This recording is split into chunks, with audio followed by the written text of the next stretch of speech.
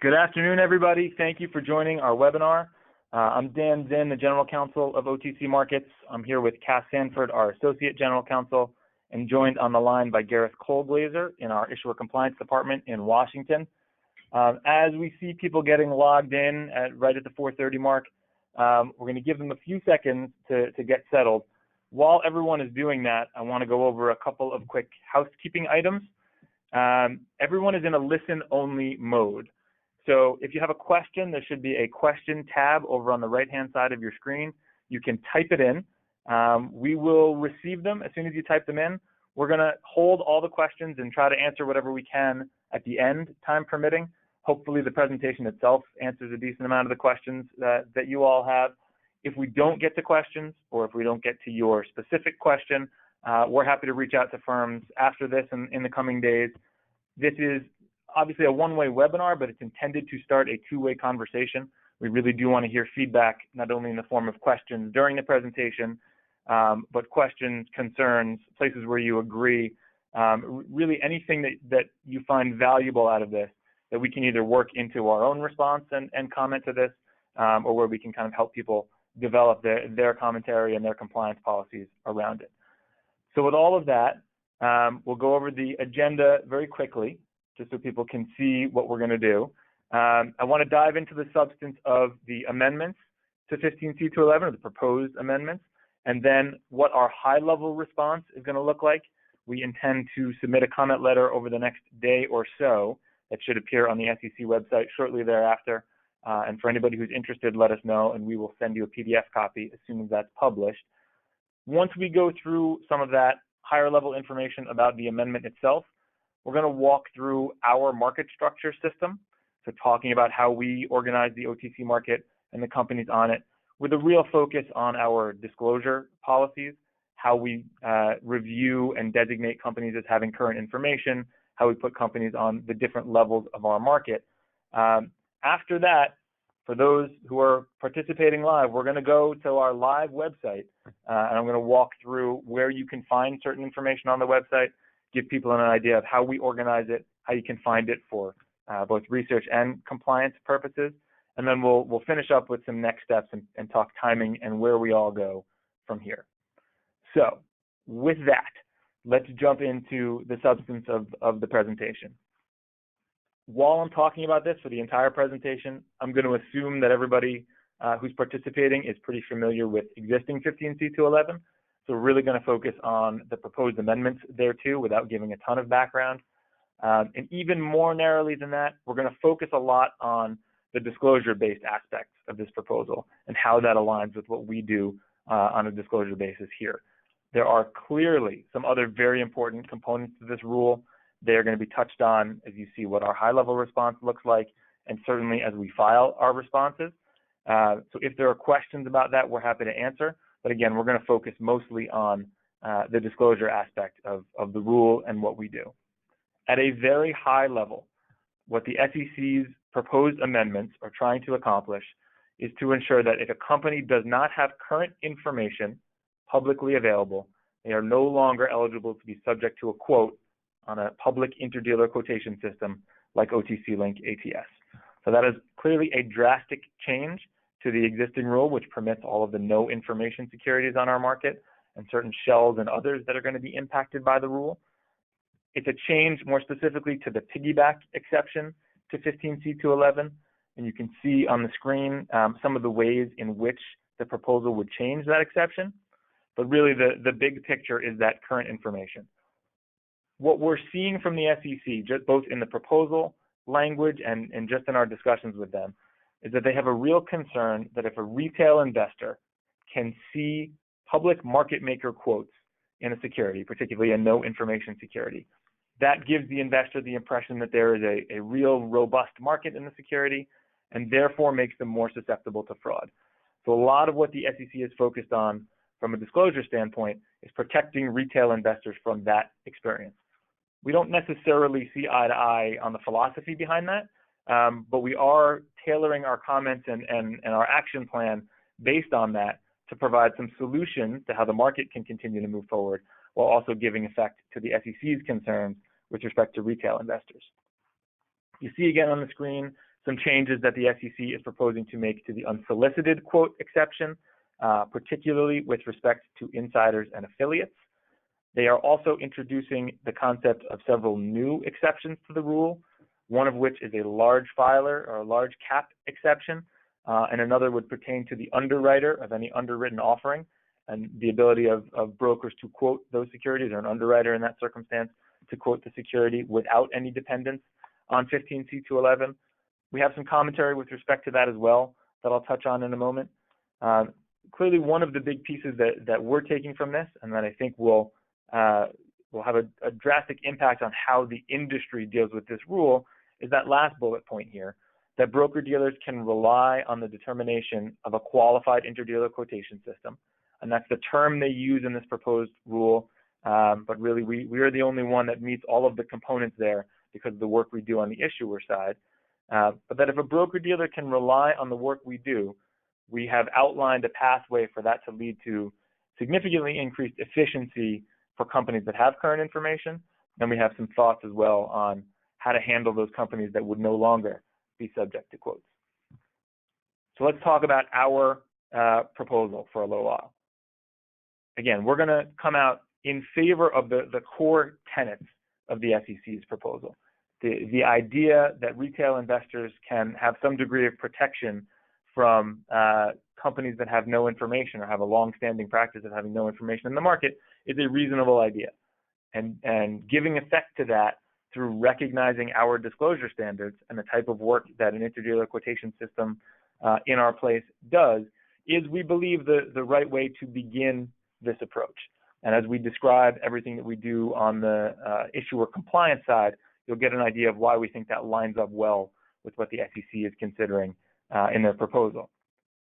That being said, there are a number of changes that we believe are important in order for this to work. And so I'm going to focus on where we're coming out and the kinds of things that we're going to comment on. But again, this is intended to kind of spark some action amongst the subscriber community as well. And so where there are issues that are important to you, we're happy to talk to you about either including that in our comment letters, helping people devise their own comments so that we as an industry have a voice that's really covering the full gamut of potential comments to this proposal. So the first issue that we're outlining is the standard of review that the SEC is applying.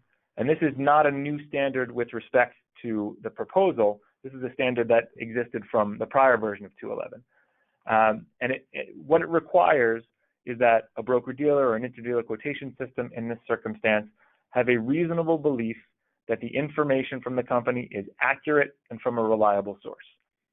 And we are advocating that that be amended to be a reasonable belief that the information is complete and from a reliable source. And this is only with respect to quotations upon initiation, right? So when somebody is bringing in new security to be quoted on our market. And the reason we believe complete is an appropriate standard here has to do with a lot of the intervening regulation between the 1971 initial adoption of 15c2-11 and where we stand in 2019. So things, for example, like Sarbanes-Oxley and like the SEC's own interpretation of how they deal with issuer data, let's say that's filed on Edgar. All of this makes clear that the responsibility for accuracy of company information lies with the company. And if you're talking about where to put the gates and where the gatekeepers are best positioned, it's at the company level, the insiders, the CEO, the CFO, the people who are responsible for that disclosure. If you impose an accuracy standard on broker-dealers down the line or market makers or interdealer quotation systems, you're going to reduce the number of securities that can ultimately be publicly quoted with public pricing information and that are going to be willing or able to make information publicly available. It's going to have a detrimental effect. On the flip side, if you look at information that is complete and from a reliable source, you are then taking that accuracy gate that's at the issuer level and making sure that all of that information is made available and is accessible to investors and to brokers. That's a function that we take very seriously now. We focus in particular on the reliable sources aspect of that for companies that we do qualify as having current information, whether that's on our top premium markets or on our pink current market. We do a fair amount of work. This is why Gareth from our issuer compliance team is on the call. We do a fair amount of work in terms of background checks and other verifications of who the people are that are contributing this information. And of course, we do reviews to ensure that all elements of the information are made available. So that's the completeness aspect of this. So all of this sort of flows in a continuum. If you have the broker-dealer's ability to rely on what an interdealer quotation system determines, and you have a review standard that is based on completeness and from a reliable source, then it stands to reason that a broker-dealer should be able to simply publish a quote onto our market if we have made the determination that the information is in fact complete and from a reliable source. It would take out the third-party intervention of FINRA in this instance in reviewing a Form 211. And our comment letter, both our initial one and the longer, more in-depth version that we'll file closer to the deadline, are going to talk about the role of FINRA and the need for involvement and amendment to FINRA Rule 6432 in order to see any of these amendments work in practice. So what we'd like to see is brokers publishing directly onto our market in companies that we have qualified as having complete and reliable information. As the ongoing standard is written in the amendment, it would just be to ensure that the information is current and publicly available. That's something we do now. We're in agreement with that as an ongoing standard, and so we'd continue to look at that. It would allow, again, for much greater efficiency for those companies that do qualify. For companies that do not qualify as having current information, the existing proposal also leaves a lot of unanswered questions. Under the way the markets work now, all of those companies, once they're no longer permitted to be quoted on an IDQS, would fall to the gray market. And I think everyone on the call is familiar with the gray market and what the experience of trading on the gray market is like in terms of price discovery, in terms of facilitation of best execution, and the limited resources that exist, because it is by definition not an electronic market. And so we will dive into this in more detail as we go through the presentation, but our proposed solution there is our expert market. This is something that exists now, and again, I'll describe more as we go, but for this purpose, think of it as a professionals-only market, where you would have electronic communication between broker-dealers, just as you do on OTC Link ATS or any other interdealer quotation system. But the data, the information about quotes, would not be made available to retail investors. You would limit that to only what the market data community would term professional subscribers. And that's already a usable subscriber license distinction between professional and non-professional users. And so that's what we're proposing to use as a standard for this expert market distribution. If you allow for this kind of an electronic market for price discovery and best execution, but you protect retail investors from seeing the kind of continuous quotes that the SEC is concerned about, it should really give effect to both market considerations and investor protection. All right, there is much more that we can say about the proposal. There are issues with shell companies. There are issues with identifying insiders and affiliates.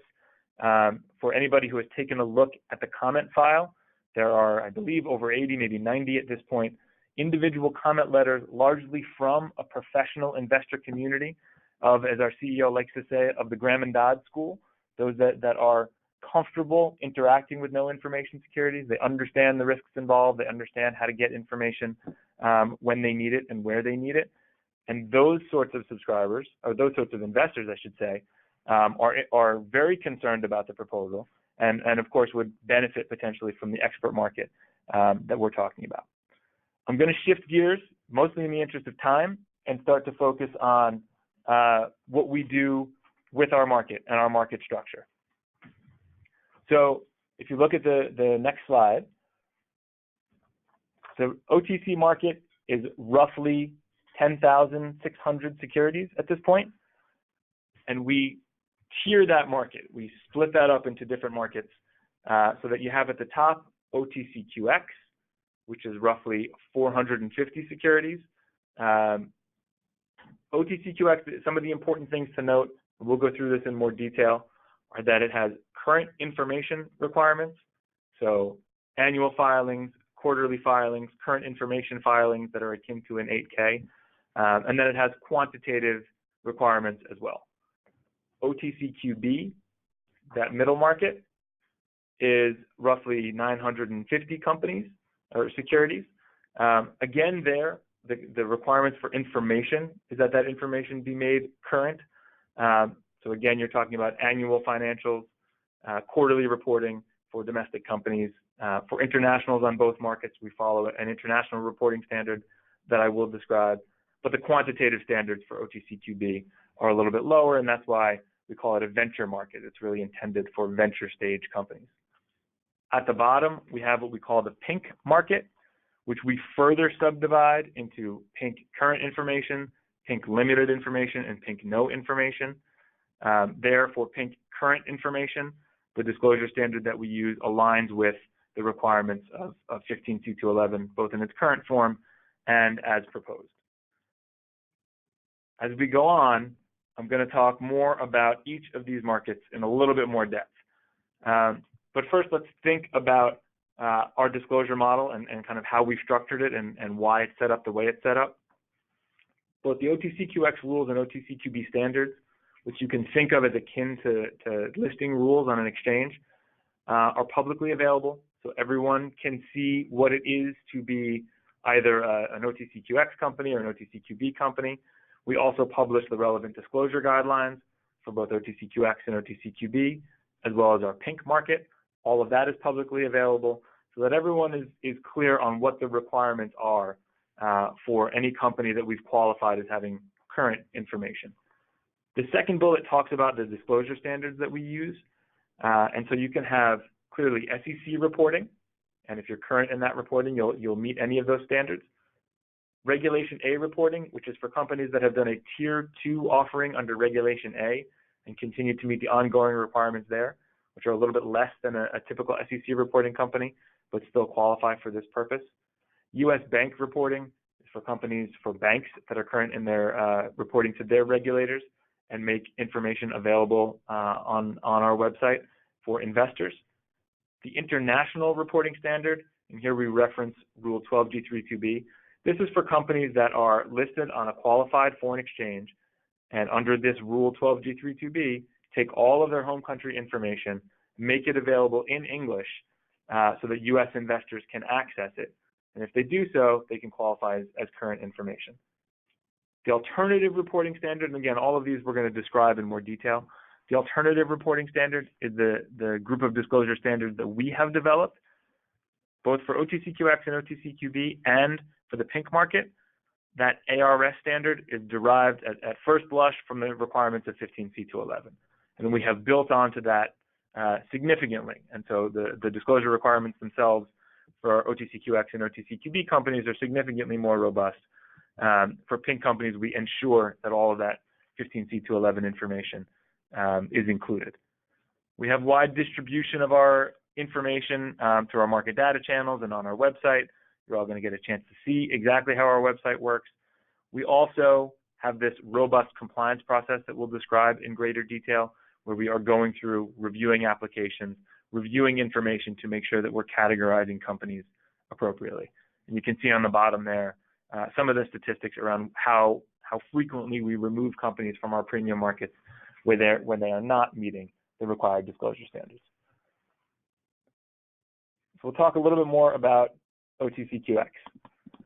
You can see some of the statistics up on the right-hand side and get an idea of how many. We talk about the number of securities versus the number of companies, and it's just important to keep in mind that some companies have more than one class of security trading. Again, the important takeaways here are around the current disclosure obligations. For an OTCQX company, it's PCAOB, audited financials, quarterly updates for domestic issuers, timely disclosure of material news, which you can think of again as akin to an 8K. For international issuers, it's that home country disclosure made available in English, and the bank standard and certainly SEC standard as well. The only other thing I'll touch on here is the regulatory recognition there at the bottom. Several years ago, in 2013, the SEC recognized our OTCQX market and our OTCQB market as established public markets, which really means they looked at the breadth and depth of liquidity offered in securities on those markets and determined that for pricing purposes, for example, when an issuer is filing an equity line financing or otherwise offering securities, they can use their price on the OTCQX or OTCQB market. It's important to note because that was really the first time the SEC gave a regulatory nod to our markets. This rule, looking at the disclosure standards that we've developed, this proposal, then follows on to that and looks more, instead of at just the depth of quotation, at the information being provided. The other note there is that transactions in OTCQX securities are exempt in 36 states under their blue sky laws. That's a project we've been working on for years. Again, additional regulatory recognition certainly adds to the efficiency of trading. The next slide talks about OTCQB. Again, you'll see the statistics here. Again, current disclosure obligations and information is going to be roughly the same as what you'll see with OTCQX, and certainly would be in compliance with 15c2-11 requirements. The regulatory recognition there noted at the bottom is the same as with OTCQX for purposes of established public market. For state blue sky compliance, it's 33 states rather than 36, but we continue to push that. As we get a little more granular and talk a little bit more about how our market's set up and how the disclosure works, I do think it's important to note that OTCQB does include some shell companies. Those would be among that group that's impacted by the proposal if it were to go through as written now. And so we're cognizant of that, and we include those securities in our consideration of what to do with an expert market and generally for solutions and improvements that we think the SEC needs to make to this rule before it can go live. We have a couple of slides that focus on the pink market, and that's largely because this is where more or less the rubber meets the road for purposes of 15c2-11. This is where we really make hard distinctions between current information, limited information, and no information. So we'll start with current information. You see some description here of the reporting standards that we use, and that's in line with what I described before. Here, taking a longer look over at the statistics on the right-hand side of the page is going to be useful. There are over 9,000 total pink securities. 62, almost 6,300 of them are pink current. And you can see even within that, the bulk of that is pink current international companies. So right now, 68% of all pink companies are in current information and would theoretically qualify under 15c2-11. However, and you can see this in the disclosure we have here on international reporting. If the rule goes through as proposed, if the amendment goes through as proposed, we are going to change the way that we qualify international companies for current information. So right now, the standard is that if a company is listed on a qualified foreign exchange and is in good standing, they are deemed to be current information on the international side. But if we take on this additional level of responsibility under the proposed rule, we will be doing a more significant check to ensure that they qualify with all aspects of that Rule 12G3.2b that I referenced earlier, which means not all of these companies potentially will carry over into current. It may motivate some to do so, just as the SEC hopes this rule in its entirety motivates some no information companies to provide additional information and become current. But this is something we'll provide plenty of advance notice on, additional information as to exactly what we're doing with respect to 12G3.2b compliance, so that from a compliance perspective, when you all take this back and discuss it internally, you'll have assurance that we're looking at things along the lines of the way the proposal sets up. The next slide talks more specifically about the alternative reporting standard with respect to the pink market, and talks about our initial review and many of the things that we look for when making a determination as to whether a company qualifies as current. There are clearly some pieces of information, if you look at that additional compliance requirements section towards the bottom, that are not necessarily required under 15c2-11, but that we will still require before deeming a company to be a pink current company. Again, importantly, as you're thinking about the 211 requirements, the filing deadlines are consistent with what you'd see out of SEC disclosure rules. And so in terms of timelines, you'll be able to have a good understanding of what a current information company is doing if they're using our alternative reporting standard. Let's talk about limited information. Here it's important to note that it's a much smaller group of companies. Only 267 are limited information. What we do now with limited information companies is have a home for those companies that may not be 100% current, and I'll explain exactly how that works, without dropping them immediately to no information. And the purpose of this market has always been to encourage companies to put out as much information as they possibly can. We've always been of the mind that some information is better than no information. And we're going to continue to have the limited information category, even if the 211 proposal goes through as written. What happens when a company is current and is making disclosure and then falls off? Let's say they become delinquent with a quarterly report. As long as they have a set of disclosure out there within the past 6 months, even if it's not current, we will put them in this pink limited information category. Alternatively, if a company has recent disclosure but not the full set of information required for current information, that company also would be categorized as pink limited information. So what this will become under a new regime with the proposed amendments to 211 is a little bit of a transitional market where you will see potentially companies going from current status, where you know that they qualify under 15c2-11, to a limited status where likely, given the timelines, they would still continue to qualify for the most part. I'll explain where there might be some differences. But it will be a first signal maybe that this company is heading towards a place where they may no longer be eligible for quoting. We're also going to work on and are working on some additional flags that will be much more specific to Rule 15c2-11 qualification, but this limited information tag will remain because of the usefulness that it has. The note here talks about cases in which this market would not necessarily be a transitional market, and that's where, for example, a company becomes delinquent with its annual filings. There, you would lose current information the way the proposed amendments are set up. And so even though we would categorize typically that company as a limited information company, they would technically no longer qualify for quotation under 211. So unless there was some unsolicited quote or something else, some other quote that was exempt from 211 requirements in that company, you would see that company go away. Now let's talk about no information. So this is the class of companies, the group of companies that, if nothing were to change, would no longer be permitted to be the subject of broker-dealer market maker quotes on an interdealer quotation system like ours.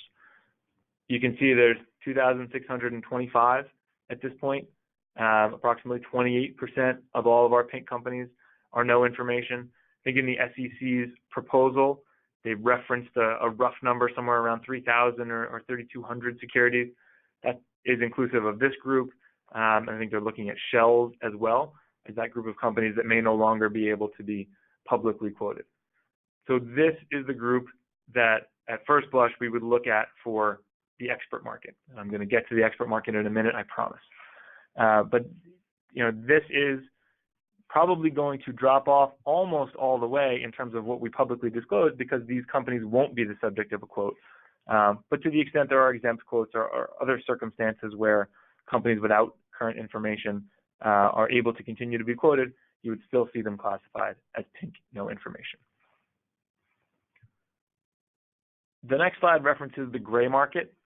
I think everyone on the call is familiar with the gray market and how that works. Securities that are not the subject of any public quote, so on our market or anywhere else, are considered gray market. This is broker-to-broker communication. This is what you all know the gray market to be. And this is where, without an expert market or similar solution, the SEC's rule would force those no information and shell companies to go. It's important to note, I think there's some confusion sometimes in the market, that we don't have a relationship with gray market securities.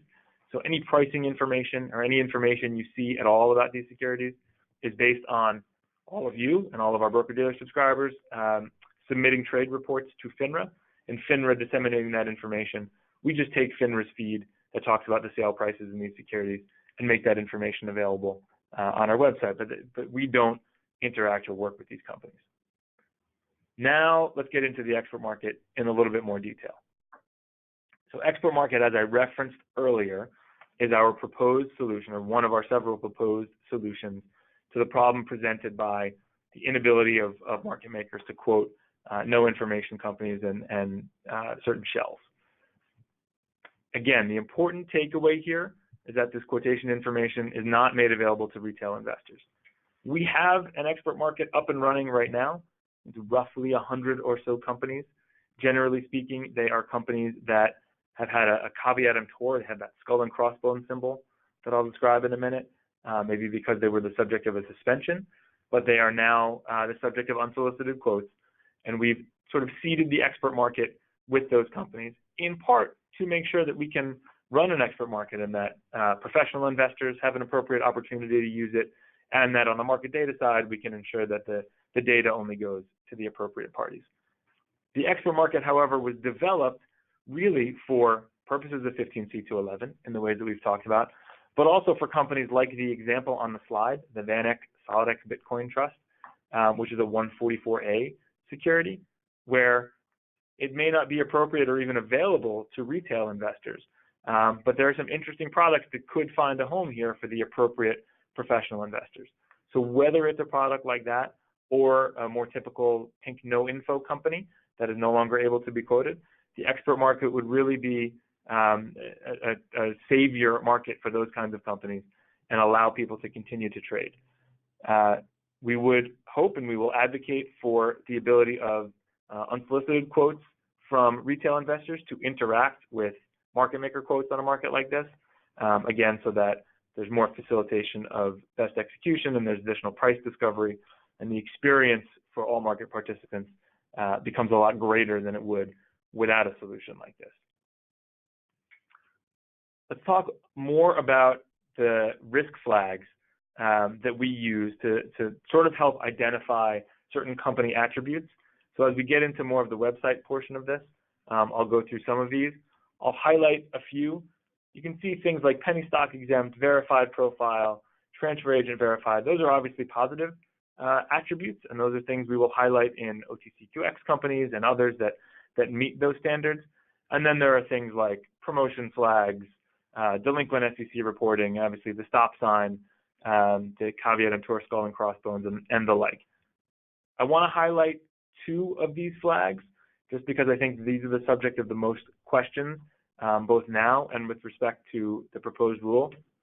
So the first is caveat emptor. This is the skull and crossbones I was referencing earlier. Caveat emptor for us means securities that have a public interest concern. And you can see there the criteria for a caveat emptor security. Generally speaking, our issuer compliance team, and this is part of the group that Gareth, who's on the line, leads, will review a wide variety of company-related information. So whether that's promotional information, they will look certainly at trading activity and how that might be influenced by promotion. We will look at criminal activity and all the things you would expect to see publicly posted from the SEC or other criminal authorities. And if we make a determination that a public interest concern exists, we will put a skull and crossbones on the stock symbol on our website. It is meant as a signal. It's always been meant as a signal to investors to do a second, third, maybe fourth look before thinking about investing in this security. With respect to the discussion of 15c2-11 and the changes, one of the questions that I've gotten offline a few times is whether a skull and crossbones, a caveat emptor company, would be completely removed from the market. And there are circumstances, both now and in the future, where a current information company could have a skull and crossbones. So it is conceivable that even under the amendments to 211, you'd have a company that was meeting the informational requirements, but had some degree of public interest concern, and so continued to be quoted and had this skull and crossbones symbol. I think it's important for people to understand that as they start to evaluate how our compliance system works in a post-amended 211 world. The next slide I'll highlight is shells and shell risk. Again, this is a pretty big component of the SEC's rule and something that we're going to comment on in significantly more detail. But just in terms of identifying what a shell company is, SEC reporting companies, as I think many know, have the opportunity to self-identify when they make their SEC filings. Some do, and we will note that with a shell icon. We're very creative. For companies that don't self-identify, but whose financial information displays many of the characteristics of a shell company, we will run that information against an algorithm and potentially determine that they are a shell risk, which is this fancy shell with an exclamation point icon. And that's really intended to help close that gap between self-identified shells and those that don't identify. Again, for purposes of 211, there are a number of issues here. One is, you can see on the right-hand side, the SEC's proposed definition of what qualifies as a shell company. It's ambiguous. It doesn't have any numbers included. It's really not a hard and fast rule that anybody could follow, certainly in any automated way. We also know from speaking to folks at the SEC and otherwise that there's no intent that it captures startup companies, that they understand that there are shell companies that are actually very important capital formation tools. You have to start distinguishing between SPACs and cash shells, startup companies, actual shells that are trying to make themselves look like startup companies. It becomes almost a fool's errand to have a really hard and fast definition.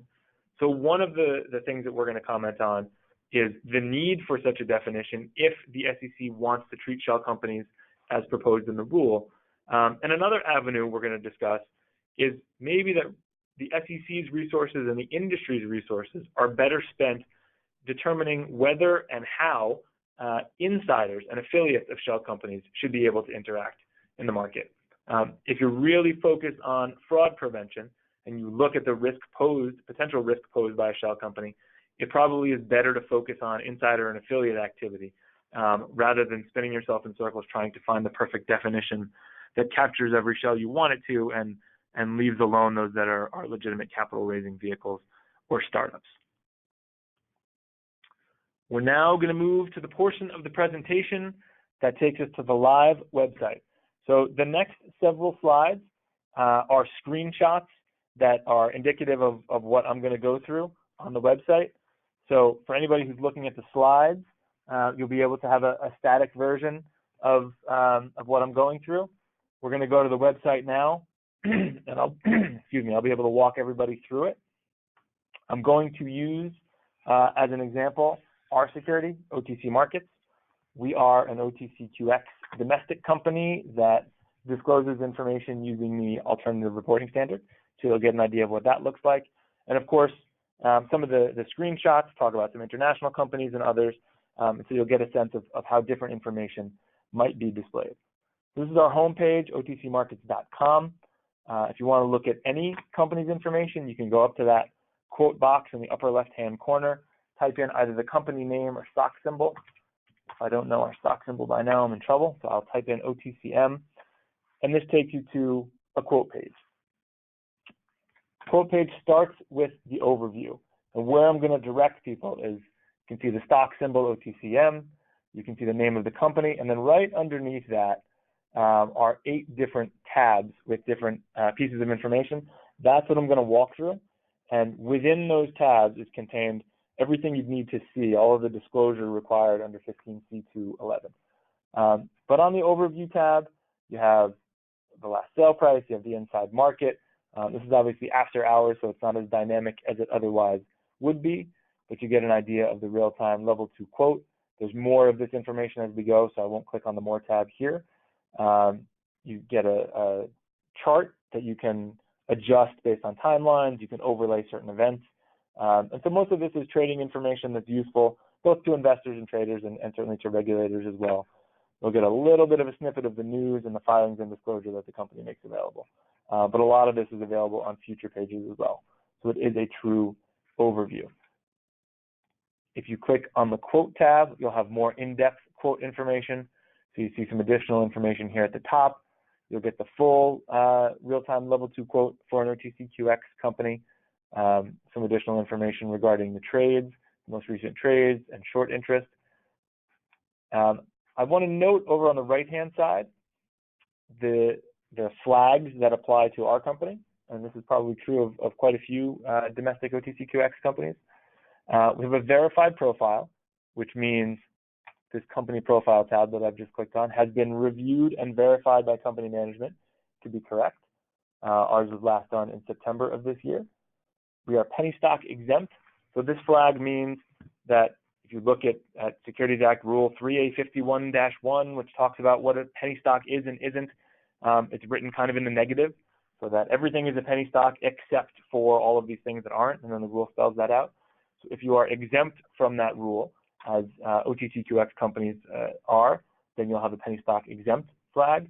And this transfer agent verified shield, I'll describe as well when we get into security details, but that means that our transfer agent has agreed, as have many that represent, or most really, that represent OTCQX or OTCQB companies, to provide additional information on shares authorized and shares outstanding. And I'll show you what I mean as we go. Company profile page has a brief description of the company. This is the first thing that can start to get into some information that's requested or necessary under 15c2-11. All of this is generally contained in the disclosure tab and the news tab, but this again is a good overview. It has security details. I'll click on that tab in a moment so you can see the additional details, and this is where that transfer agent information comes in.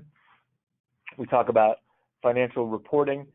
Here it notes that we are on the alternative reporting standard.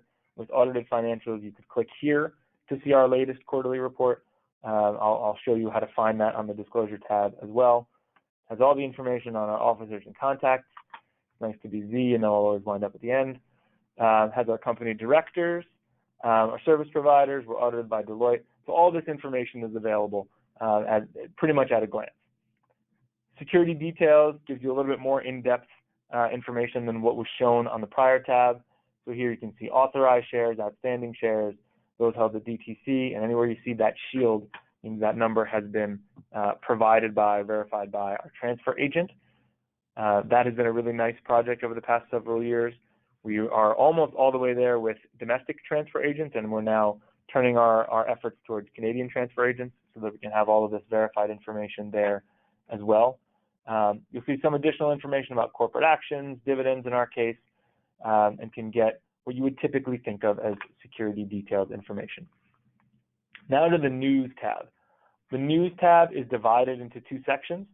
There is the OTC Disclosure and News Service, which has information that's been published through our OTC, our own system. If you are an issuer on our market, you can gain access to our disclosure portal, which we call OTCIQ. So things filed through there will appear in this OTC Disclosure and News Service tab. And during market hours, you'd see news here from people like PR Newswire or other Newswire providers that we pull in and display here. So with respect to 15c2-11, the kinds of things you'd see here that would be relevant are current information reports. So when there is a piece of material news that occurs outside of a typical filing deadline, you would see that show up typically in a press release or something that pops up on the News tab. The Financials tab is us taking a look at the financial disclosure that's been filed by the company and just normalizing it, putting it into a place where you can look at this side by side with the information of other companies and see it all in the same format. You see, you can look at different financial statements, income statement, balance sheet, etc. You can look at it in different timelines. But this, again, is just a normalized version of the disclosure that the company files anyway. The Disclosure tab, and this is probably the biggest one for purposes of where you'll find information relating to 15c2-11. So for us, for an alternative reporting standard company, all of our filings, all of our disclosure are published through the OTC Disclosure and News Service, so they'll be up on this upper tab. For an SEC reporting company, you would see all of that populated in the SEC filings. We pull everything directly from EDGAR through a third-party provider onto our website. So we have all of the SEC filings here. You don't have to go to EDGAR to access that if it's a company that's on our market. And insider disclosure as well, which you would see in things like Form 3, 4, and 5 that I will discuss actually as well as we continue to go. You can click into any of these documents. This has a full annual report, for example, that has all of our financial information. It contains all of the background information you want to see with respect to the company, and again, hits, as you can see by looking at our disclosure guidelines, all of the points required under 15c2-11. I do want to show that in an annual report like ours, you're going to have the independent auditor's report here and the auditor letter as well. So that gives you a sense of the level of detail that's available on the Disclosure tab. Research would be exactly what it sounds like, company research reports. You see we have Edison Investment Research and Sidoti that file reports on us. An executive interview with our CFO that I highly recommend you check out. But that's where you'll find that kind of information. So that takes us through the website portion of this presentation. I'm going to see if I can accurately bring us back to the slide portion of the presentation. We're almost done, so thanks for sticking with us through the home stretch. The things that you'll see at the end of the presentation in the slides, we have an appendix of sorts. So there's additional information on our compliance data and how to access some of our compliance data files. I know there are some subscribers here as well. There's also some information on some of the flags, the compliance flags that I didn't touch on in any greater detail. In terms of timing and next steps of where we go from here, both OTC markets and the industry as a whole, full comment letters are due on this proposal by December 30th. I'm sure everybody's going to spend their Christmas week furiously writing. We, again, are going to publish a high-level comment letter over the next couple of days that will be made available on the website. And we're also going to publish a much more in-depth comment letter. I've been referring to it as a comment novel by the December 30th deadline. You can see here our expectation, and people on the phone may be just as familiar as we are with how this process works, or that it will take the SEC some time to synthesize those comments, put together any final rule that they believe is appropriate, which would come out through an adopting release. There would, of course, be the opportunity to comment on that, although that can be just the final version of the rule, should they so decide. And then there would be an implementation date set after that. Just as I started with, please provide any feedback to us. Feel free to contact me or Cass. Our contact information, as well as Liz Hess in our Issuer Compliance Department, are on a following slide. You can also contact anybody at OTC Markets that you work with. I know there are a number of broker-dealer subscribers who work with our OTC Link team. Please contact them as well, and they will get you in touch with the appropriate folks also. We really would like to see people interact as much as possible. We're going to move into, because we have a few minutes, some of the questions. And I'm not sure exactly how many we received, but we're going to get to as many as we can in the order in which they are presented to me right now. So the first question is, can you make a market in the expert market, or does it require an order to quote a security to be eligible for the expert market? And I think that this is a reference to how the expert market works now, where it's an unsolicited only market. The intent is that you could make a market in the expert market, that you could have a proprietary quote there. Again, as long as the interaction on that market is between professional subscribers and the information, the quote update information, is not being made available to retail investors, that is our concept of an expert market. It is fair to say, if this was not apparent already, that this is somewhat of a big ask for the SEC. That we have certainly notified them of the existence of our expert market, and we're talking to them about how it works and why we believe it works for this purpose.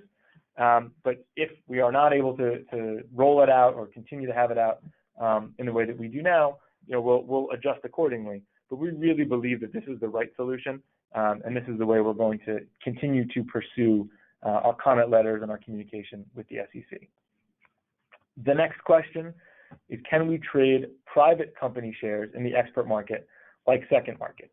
There's two ways to look at this question. So the operation of the expert market, and this is the problem you have with having a lawyer answer these questions, the operation of the expert market is not going to be like second market, where second market sort of took accounts on both sides from buyers and sellers, and they matched, so they almost acted like a broker matching off of their own book.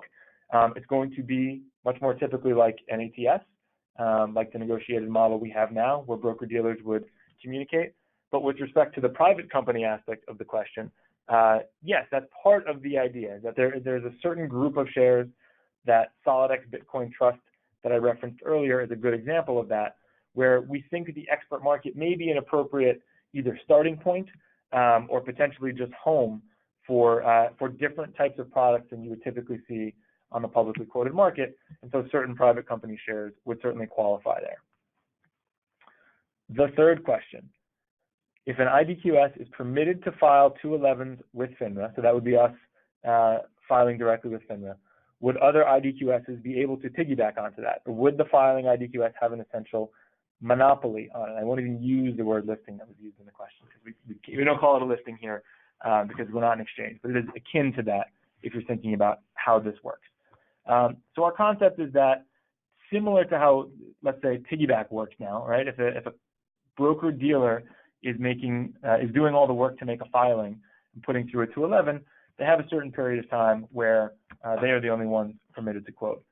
So if an IDQS is permitted to file 211s, it would work somewhat similarly, right? Where it would not be immediately quotable on another IDQS as per our concept. But that's, again, something we're going to comment on, something we're going to work with the SEC on to see what those barriers are. We sort of believe that if you're not doing the work to determine that current information is available, and I mean this as an IDQS, then you shouldn't be distributing information to retail investors, right? So if there's an expert market concept that only is permissible for company or for investors that have a professional status, then even with a different type of company, if you're not doing the work to determine that it's current, your market data distribution should look similar to that. So that's where we'll be here. The next question is how will the IDQS determine shell status? Solely based on issuer self-certification or otherwise. So we covered this a little bit in the presentation with respect to self-identified shells and our shell risk status. Some of this is going to be dependent on how the SEC reacts to our commentary. So in order to determine shell status, we're going to need a much better definition of a shell. But again, we're going to push for beyond that, thinking more about how insiders and affiliates of shells interact with the market, rather than maybe trying to come up with a perfect determination. But to answer the specific question, we will do what we can to determine shell company status in a similar manner to what we do now. But again, a lot of the nuts and bolts of that, the plumbing of that, will be figured out depending on how the SEC reacts. The next question, I know we only have a few minutes left, so I'll get through as much as I can. The next question is, how will an IDQS deal with a conflict of interest of receiving payments for verifying information? How will OTCM determine it is not in violation of 6432? So there are letters that go back a long way with respect to how certain market makers that were acting as dads and pals in our old regime could receive payment for one service without another. But our view is that we're an information repository. We'd be kind of an information clearinghouse for this purpose.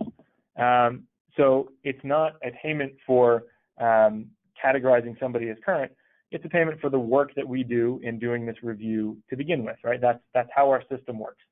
And so we would continue to operate the way we do now, where we have a full compliance department that will deny quite a few OTCQX applications or OTCQB applications, even though those are paid services that we offer, just like NASDAQ and the New York Stock Exchange are in the position of denying applications, even though they would love to get as many companies as they would like onto their markets. And so we act, and particularly in our capacity as a regulated IDQS, in the way I described earlier, under a set of policies and procedures that dictate how we do our current information review. There are a couple more, and I'm switching sections here, so bear with me for a second. There are a couple more questions. The next is, will all OTCQB and OTCQX companies qualify for the exemption from filing the Form 211? If not, what do you think will be the criteria to be exempt from the Form 211 requirement? So I don't know if this question is with respect to the release as presented now, the SEC's concept, or how we are commenting on all of this. But if we're able to follow that continuum that I started out with, and if the disclosure review standard is that we have a reasonable basis to believe the information is complete and from a reliable source, and that if we are able to do that, brokers should be able to quote directly, then yes, that would exempt OTCQB and OTCQX companies who would have gone through that degree of review for purposes of filing a Form 211. Under the way the rule has been proposed now, that would not necessarily be the case, but we're going to focus on what we think we can accomplish here, and sort of see where we wind up with the SEC's response, and obviously as FINRA gets involved. So the second part of that question, if not, what do we think what do we think the criteria to be exempt from the Form 211 requirement will be? So it would likely fall back, and this again is dependent on how the SEC comes out in their evaluation, but it would fall back to some degree to the exemptions, the exceptions that they've presented, both the large filer and the underwriter exception, things like unsolicited as well, where you wouldn't necessarily have a requirement to file a 211. I think we have done as much as we can do, and I thank you all for joining and for hanging in there. And I'm going to thank you in advance for the interaction we hope derives from this. Again, please feel free to reach out to anybody at OTC Markets. We're happy to answer any questions we can. Honestly, if necessary, we would do something like this again in response to additional questions and feedback. I know some questions were not answered, and that's really a function of time. I'm happy to see that there are as many questions as there were. We will try to respond either in our public commentary or certainly in one-off communications with firms who are asking. And if you feel like you're not getting an answer to your question, again, please feel free to reach out to us directly, and we will talk that way. So thanks everyone for joining. We really appreciate it, and we will certainly be in touch on this issue soon.